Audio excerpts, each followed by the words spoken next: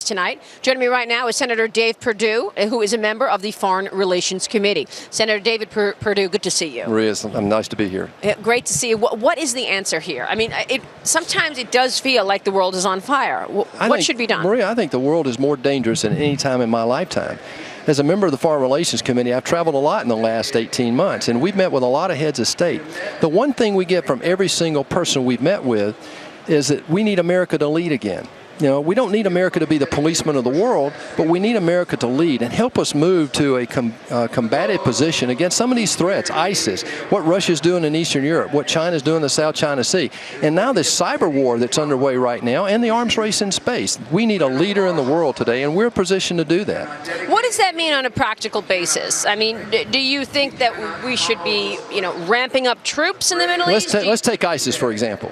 ISIS needs to be a Sunni solution. We've met with the President El-Sisi in Egypt. We've met with the King of Saudi Arabia. We met the prior Prime Minister in Turkey. We've talked to Netanyahu about this several times. This needs to be a Sunni solution. This is not about hundreds of thousands of American troops. This is about combining a Sunni force to get on the ground and root ISIS out of their territory. Without that, they don't have a caliphate. Yeah. I think Bashar al-Assad's got to go, and that's a strong position with regard to Putin, and make sure we get that resolved. Those are the two prerequisites, I think, in Syria, which is really one of the most profound immediate emergencies we have. In fact, many of our Middle Eastern allies say they want to help in the fight against ISIS, but they will not do it with Assad in power.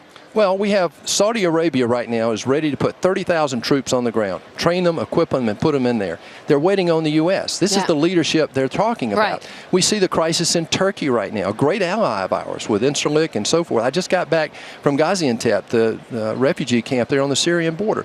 We hope that we'll have stability in Turkey. We need a strong Turkey in NATO to make sure that we have an ally in that region. Can Donald Trump handle these issues? There has been some worry that he is an outsider, doesn't know his way around Washington, not a politician. Can he lead and be commander-in-chief given the state of the world? Absolutely. Better than a policy wonk or somebody that's co-authored this failed policy right now. I mean, I look at Hillary Clinton as a co-author of these failures of Barack Obama's foreign policy today.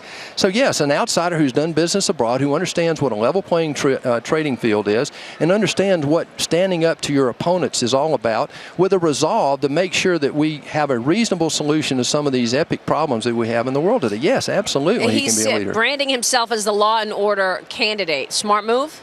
Well, what that means is different things to different people. What we need to be is consistent with our allies. So far, Barack Obama has confused our allies and emboldened our enemies. And so what we need to do is make sure Putin knows what we stand for, that Xi sees a trading partner and a social partner here and a political partner. It's a great point. Senator, great to talk with you. It's great to see you. Thank you so much.